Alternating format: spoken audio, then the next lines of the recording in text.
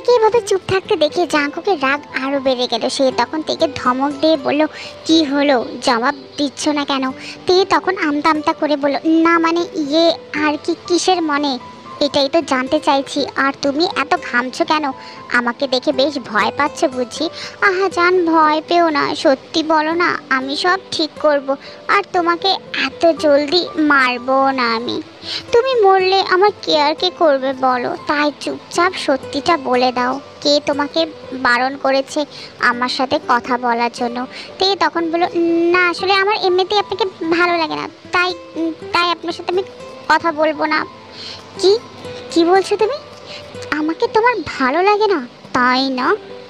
Jungkook তের হাতটা ছেড়ে দিয়ে পাশে রাখা টেবিলটাকে উঠিয়ে দূরে ছুঁড়ে মারলো। অন্য টেবিলে থাকা গ্লাস জগ সব মাটিতে ছুঁড়ে দিল, বুক সেলফটাকেও ফেলে দিল আর বলল, আমাকে ভালো লাগে না, এটা এতদিনে বুঝেছো? নতুন কাউকে পেয়েছো বুঝি, তাই না? তাই তো এই জাঙ্কুককে তোমার ভালো লাগছে না। তে জাঙ্কুকের এমন পাগলামি দেখে ভয় কান্না করে দিল। জাঙ্কুক তখন তের একদম কাছে এসে বলল, এভাবে কান্না করছো কেন? আমি কি তোমাকে মেরেছি নাকি? এভাবে ন্যাকা কান্না করা বন্ধ করো। জাঙ্কুকের কথা শুনে তে আরো জোরে কান্না করে দিল আর বলতে লাগলো, সরি, আমার ভুল হয়ে গেছে, আমি আমি সত্যি বলছি, আমি কাউকে আপনার জায়গা দেইনি। তার মানে তুমি মানছো তোমার মনে আমার জন্য জায়গা আছে? তে মাথা নিচু করে দাঁড়িয়ে কান্না করছে। জাঙ্কুক তখন বলল, চুপ, একদম চুপ। তুমি জানো আজ 2 দিন হলো আমি 2 চোখের পাতা এক করতে পারিনি। ঘুম নামের যে শব্দ বা কোনো অনুভূতি থাকে ওইটা আমার কাছে অচেনা লাগছে। আমি পাগল হয়ে গিয়েছি এই 2 দিনে, শুধু ভাবছি কিভাবে তোমার সাথে কথা বলবো। আমি ভাবছি তুমিও হয়তো আমার মতন ছটপট করছো, কিন্তু তুমি তো তোমার ফ্রেন্ডসদেরকে নিয়ে ফুর্তি করছো, ঘুরতে গেছো মেলায়। একটা মানুষের মনে কতটা রং লাগলে সেই মেলায় গিয়ে ছেলেদের সামনে হাসাহাসি করে, আর মিনারে গিয়ে ছেলেদের সাথে দাঁড়িয়ে চা খেয়ে ছবি তুলতে পারবে, তা তোমাকে দেখে বোঝাই যাচ্ছে না। আমাকে কষ্ট দিয়ে তুমি মজায় মেতে আছো। বাহ বাহ, তোমাকে তো মাথায় তুলে রাখা উচিত। তে তে তখন বলল, তার মানে আপনি আমাকে ফলো করছিলেন? আর এসব আপনি জানলেন কিভাবে? দেখুন, আমি মোটে এমন কিছু করিনি, ঠিক আছে? হ্যাঁ, আমার সাথে সব ফ্রেন্ডসরা ছিল, কিন্তু কোনো ছেলে বন্ধু ছিল না।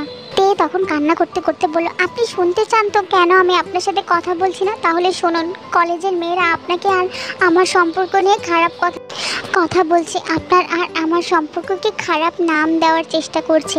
এই কথা বলেই তে তখন কান্না করে দিল। তের কান্না দেখে জাঙ্কুকের আর ভালো লাগছে না। সে তখন তের সামনে গিয়ে দাঁড়ালো, 2 হাতে তের চোখের পানি মুছে দিল, তারপর থেকে শক্ত করে জড়িয়ে ধরলো আর বলল, আই এম সরি জান, আমি কি করে পারলাম জান তোমার সাথে এরকম খারাপ ব্যবহার করতে? আমার তো একবার বোঝা উচিত ছিল যে আমার জান কখনোই আমাকে ইচ্ছে করে কষ্ট দিবে না। নিশ্চয়ই এর পেছনে কোনো কারণ আছে। আই এম সরি বেবি, অনেক খারাপ ব্যবহার করেছি তোমার সাথে, তাই না? তে জাঙ্কুকের কথা শুনে শুধু কান্নাই করে যাচ্ছে। জাঙ্কুক তেকে তার বুক থেকে উঠিয়ে বলল, প্লিজ জান, ফরগিভ মি, আমি আর কখনো তোমাকে কাঁদাবো না, প্রমিস করছি। তে কান্না করতে করতে তের মুখটা পুরো লাল হয়ে গেছে। তের হিচকি কোনো মতেই থামছে না, তাই জাঙ্কুক তের মুখটা উঁচু করে তের ঠোঁটে গভীরভাবে একটা কিস করলো। জীবনে প্রথমবার তেকে কেউ কিস করছে। তে যেন বরফের মতো জমে গেছে, পুরোই অবাক হয়ে গেছে। এভাবে 5 মিনিট গভীরভাবে কিস করার পর জাঙ্কুক তেকে ছেড়ে দিল আর তের গালে হাত দিয়ে বলল, জান, এটাই তোমার শেষ কান্না, আর কোনোদিনও এমন বাচ্চাদের মতো কাঁদবে না, তাহলে কিন্তু আমি নিজেকে কন্ট্রোলে রাখতে পারবো না। পরে ভুল কিছু হয়ে গেলে তুমি নিজেই দায়ী থাকবে।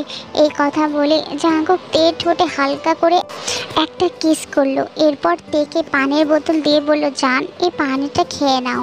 তে জাঙ্কুকের ভয়ে সবগুলো পানি তাড়াতাড়ি করে খেয়ে ফেললো।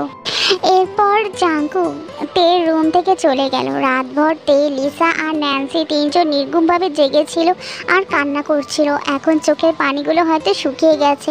একটু আগে হল সুপার এসে বলে গেছেন প্রিন্সিপাল স্যার তাদের তিনজনকে ডেকেছে। টেনশনে তাদের তিনজনের শেষ হয়ে যাওয়ার মতো অবস্থা হয়েছে। এরপর হাত মুখ ধুয়ে সকাল 10টার দিকে তারা ভার্সিটিতে গেল। সব স্টুডেন্টরা তাদের দিকে কেমন করে যেন তাকিয়ে আছে আর নানান কথা বলছে। তাদের নিজেদেরকে আসামি মনে হচ্ছে।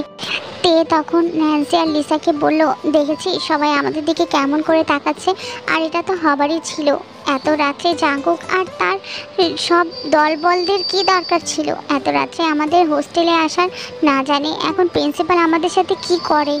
এরপর তিন বান্ধবী হাত শক্ত করে এক একজনের হাত ধরে রেখেছে আর প্রিন্সিপালের রুমে যাচ্ছে। স্যারের রুম নক করে ভেতরে গেল। সেখানে আরও কয়েকজন টিচার ম্যাডাম আর তাদের হল সুপার রয়েছে। তারা তিনজন মাথা নিচু করে দাঁড়িয়ে আছে। একটু পর প্রিন্সিপাল বলা শুরু করলো, এসবের মানে কি তোমরা আমাকে বোঝাবে?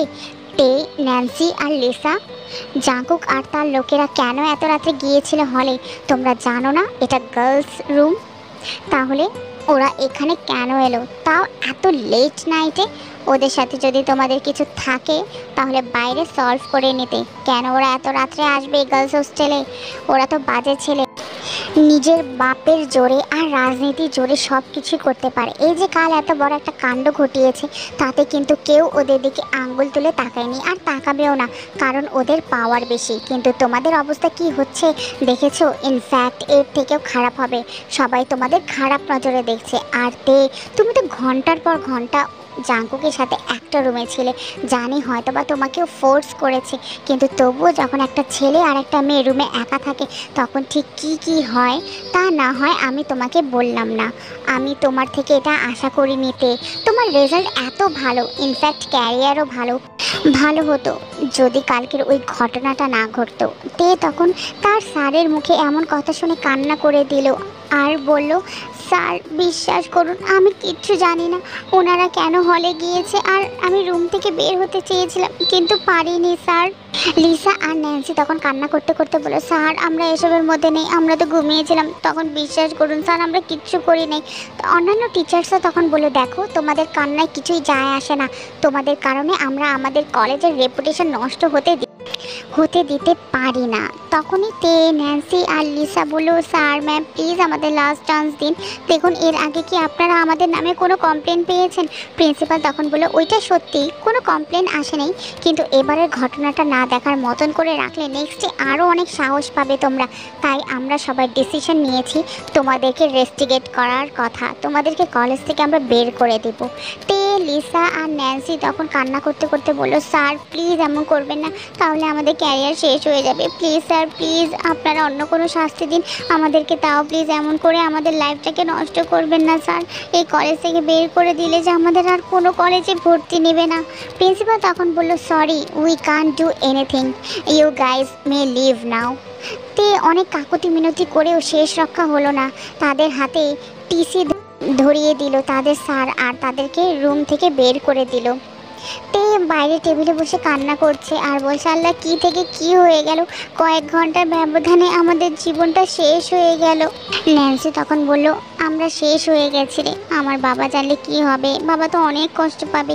লিসা তখন কান্না করছে আর বলছে, আমার বাবা ভাইয়া মা আমাকে এত বিশ্বাস করে এত দূর একটা কলেজে ভর্তি করালো, ওনারা যদি জানে তাহলে কি হবে, ওনারা হয়তো বা মরেই যাবে, কি করব আমি এখন। তে দুই হাতে কপালে হাত দিয়ে বসে আছে আর ভাবছে, আমার এত কষ্ট আজ বিফলে গেল। আমার বাবা আমার জন্য এতদিন একা থেকেছে যাতে আমার কষ্ট না হয়, আমার জন্য সব করেছে যাতে আমার লাইফ ক্যারিয়ার সিকিউর হয়। বাবা এসব শুনলে তো অনেক কষ্ট পাবে, আমি কি করব? আমি তো প্রমিস করেছিলাম যে বাবার সব কষ্ট দূর করে দিব, আমি বাবার মেয়ে হয়ে বাবার পায়ের সব সুখ এনে দিব, কিন্তু এবার কি হবে? এসব বলছে আর তে কান্না করছে। তখনই একটা মেয়েলি কণ্ঠ ভেসে উঠল আর তে সামনের দিকে তাকালো। মেয়েটা তখন বলল, আহা কষ্ট লাগছে বুঝি বেচারি। আরে ওই দিন তো কত বড় বড় লেকচার দিলে, আবার থাপ্পড়ও মারলে আমাকে, আর শেষে গিয়ে কিনা জাঙ্কুকের সাথে রাত কাটালে।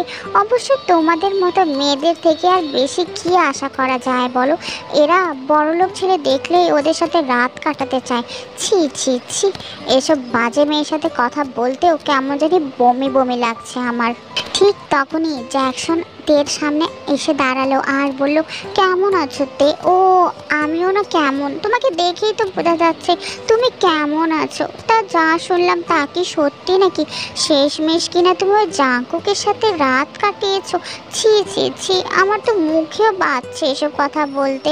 অবশ্য তোমার কাছ থেকে আমি এসব আশা করিনি। আমি যখন তোমাকে ভালোবাসার কথা বলতাম তখন তো তুমি অনেক বড় বড় কথা বলতে, আমাকে ভালোবাসতে পারবে না এই সেই। এখন কি হলো, নিজে গিয়েই ওই জাঙ্কুকের সাথে এসব করে বসলে? তাই তো বলি, ওই দিন আমি যখন তোমার হাত ধরেছিলাম তখন কেন জাঙ্কুক এত ক্ষেপে গিয়েছিল আমার উপর? কারণ ও চায়নি তোমাকে অন্য কেউ ইউজ করুক, ও নিজেই তোমায় ভোগ করতে চেয়েছিল। আর দেখো তো সেটাই হলো। তুমি কি জানোতে, আমি কিন্তু তোমাকে সত্যি ভালোবেসেছিলাম। তুমি যদি সেদিন আমার প্রপোজালটা অ্যাকসেপ্ট করে নিতে তাহলে কিন্তু আজকের এত খারাপ দিন তোমার দেখতে হতো না। আর আমি তো তোমাকে বিয়েও করতে চেয়েছিলাম, কিন্তু তুমি তো, ও আচ্ছা তুমি তো আবার বিয়ে করতে চাওনি আমাকে, বিয়ের আগেই অন্য কিছু করতে চেয়েছিলে। তাই তো আমার কাছে পাত্তা না পেয়ে ওই জাঙ্কুকের কাছে চলে গেলে। সো স্যাড তে। অবশ্য তোমার মতো মেয়ের সাথে কথা বলতে আমার ঘৃণা হচ্ছে। এই কথা বলে জ্যাকসন সেখান থেকে চলে গেল। তে জ্যাকসনের কথা শুনে আজ তার কিছুই বলার নেই, সে শুধু কান্না করছে। তার যে আজ কিছুই করার নেই, সে তার বাবাকে কি মুখ দেখাবে, কি বলবে? বিনা দোষে বিনা কারণে তাকে কলেজ থেকে বের করে দেওয়া হয়েছে।